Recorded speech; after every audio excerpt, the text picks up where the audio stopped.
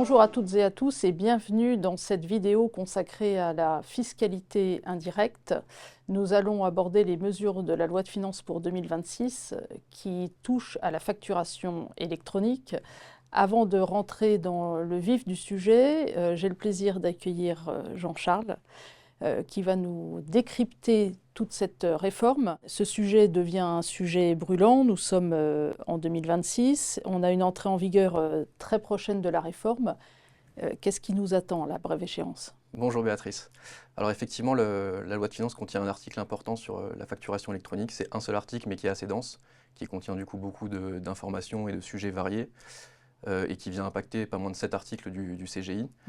Donc il y a beaucoup de choses à analyser et à regarder. Cela dit, il n'y a pas non plus une révolution inattendue ou spectaculaire, parce que la majorité des grands changements, des grandes modifications apportées par ce texte avaient déjà été annoncées de longue date par l'administration, de façon à permettre aux sociétés de se préparer, puisqu'on arrive vraiment dans la dernière ligne droite pour mettre en place la facturation électronique, et les sociétés ne pouvaient plus attendre.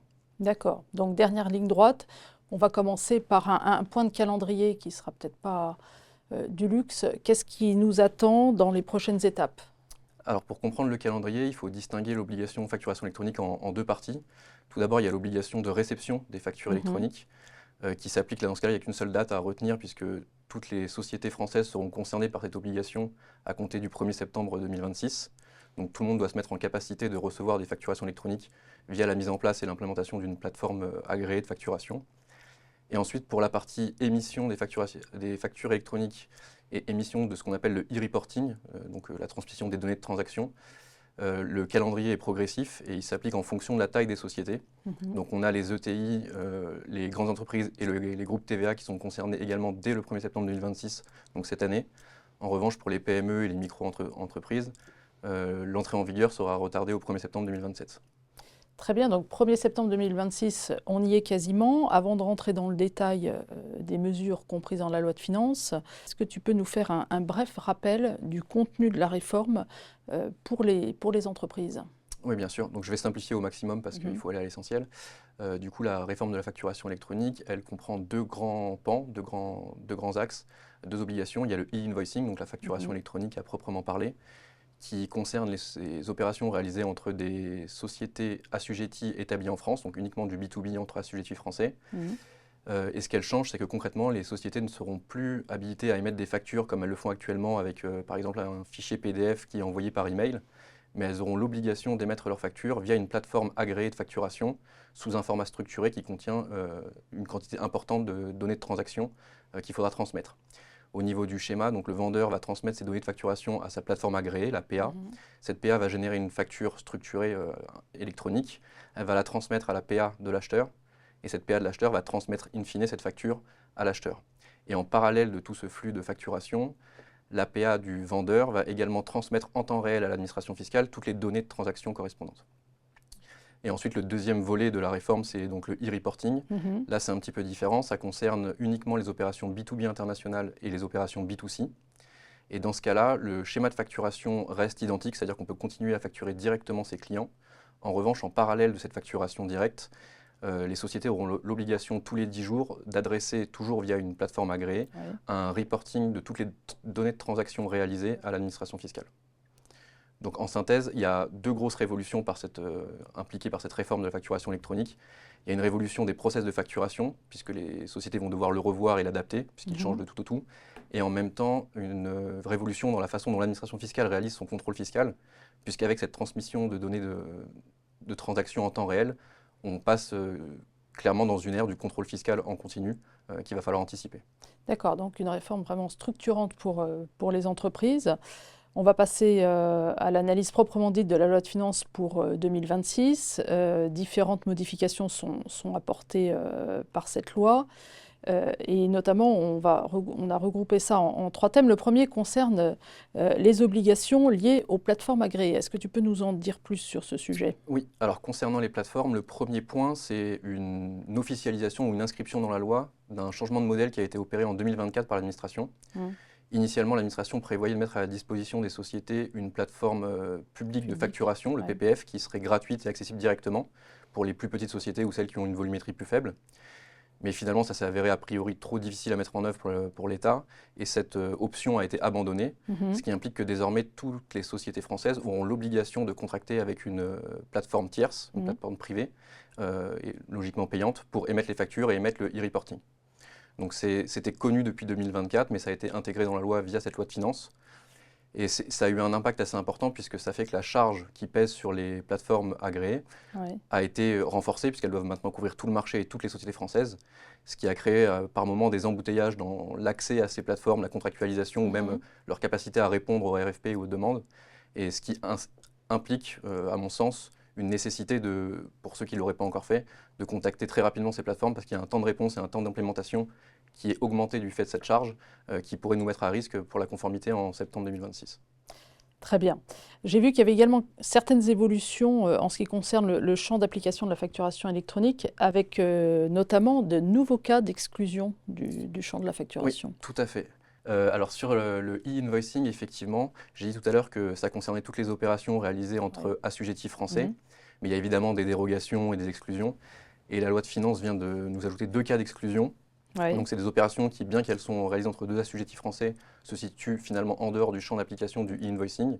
On a premièrement les opérations qui sont situées d'un point de vue TVA en dehors de l'Union européenne, qui vont être considérées comme hors champ d'application de la TVA et donc hors champ du e-invoicing.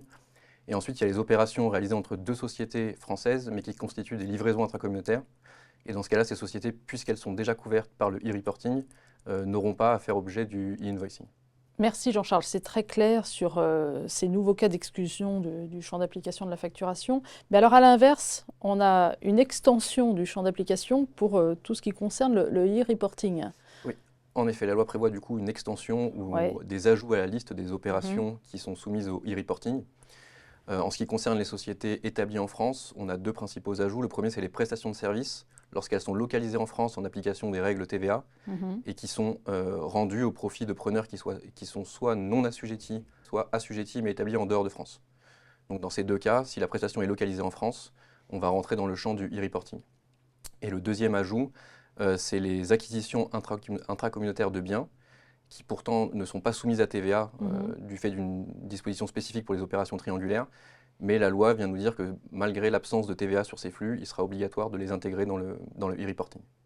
Très bien, et donc on se rend compte que c'est une analyse et une appréciation au cas par cas. Il faut donc rentrer dans le détail de chacune des opérations pour déterminer véritablement le traitement applicable et tant qu'à faire, le bon. C'est ça. En fait, le principe de la distinction entre e-invoicing, e-reporting et hors-champ, dans les grandes lignes, c'est assez simple, mais on se rend compte qu'en pratique, c'est véritablement la qualification TVA et le traitement TVA qui est appliqué au flux qui permet de déterminer l'impact concret de la réforme sur chaque typologie de flux. Et c'est la raison pour laquelle, dans le cadre de nos projets, il est toujours nécessaire de bâtir une cartographie très détaillée des opérations réalisées par les sociétés pour pouvoir définir au cas par cas, en fonction du traitement fiscal et de la qualification ou des cas spécifiques, le régime qui est effectivement applicable. Et je vais peut-être rajouter un point sur ce slide qui est assez important sur les assujettis établis à l'étranger, mais qui sont immatriculés à la TVA en France. Donc il faut rappeler que, contrairement au e-invoicing, le e-reporting s'applique également à certaines sociétés étrangères dès lors qu'elles ont un numéro de TVA en France et qu'elles peuvent être redevables de la TVA française. Jusqu'à maintenant, tout le monde avait compris de la rédaction de l'article 290 du CGI que uniquement les flux sortants, donc les ventes, étaient soumis au e-reporting pour ces sociétés étrangères. Mais l'administration a entendu intégrer également certains flux d'achat. Et donc c'est ce que vient faire la loi de finances 2026 en étendant le champ d'application du e-reporting pour les sociétés étrangères, également aux opérations d'achat pour lesquelles elles sont redevables de la TVA. Donc ça veut dire les acquisitions intracommunautaires ou des achats domestiques pour lesquels l'autoliquidation de la TVA s'applique. Mais comme cet ajout, on va dire, arrive très tardivement pour que les sociétés aient la possibilité de se préparer, l'administration a indiqué qu'il y aurait une tolérance et que cette règle n'entrerait en vigueur effectivement qu'à compter du 1er septembre 2027 pour permettre aux sociétés de se préparer. Très bien. Alors, qui dit nombreuses obligations dit sanctions. Donc, on termine cette analyse par les sanctions, diverses sanctions applicables pour non-respect des obligations que tu viens de d'énoncer. Est-ce que tu peux nous en dire un petit peu plus? Oui. Alors, en synthèse, pour les assujettis, pour les sociétés, il y a 2 grands principes à retenir. Tout d'abord, les sanctions pour non-respect de l'obligation de e-invoicing ou pour non-respect de l'obligation de e-reporting ont été revues à la hausse. Donc on passe de 15 € à 50 € pour le défaut de respect du e-invoicing et de 250 à 500 € en cas de défaut de dépôt du e-reporting. Donc les sanctions augmentent, mais en parallèle, le seuil maximal de sanctions annuelles reste limité et figé à 15 000 €. D'accord. Donc pour beaucoup de sociétés de taille importante, ces sanctions apparaissent parfois faibles en comparaison au coût que va nécessiter le développement et la mise en place de cette réforme, avec la mise en place d'une plateforme agréée, avec tous les développements IT qu'elle nécessite. Mais ce qu'il est important de rappeler, c'est que le risque véritable de cette réforme, ce n'est pas un risque financier du fait de ces sanctions, mais c'est plus un risque business de voir ces factures clients qui ne seraient pas payées dans l'hypothèse où on n'est pas en mesure d'émettre une facture conforme à la loi. Et ensuite, il y a une nouvelle sanction qui a été créée, cette fois-ci en cas d'absence de désignation d'une plateforme pour la réception des factures. Ouais. Et donc c'est une sanction qui, à nouveau, est relativement faible et qui est plus pour inciter les plus petites entreprises, puisque c'est un montant de 500 € si la société n'a pas mis en place cette plateforme après une première mise en demeure de l'administration. Et cette amende passe ensuite à 1 000 € toutes les périodes de 3 mois tant qu'il n'y a pas eu de régularisation.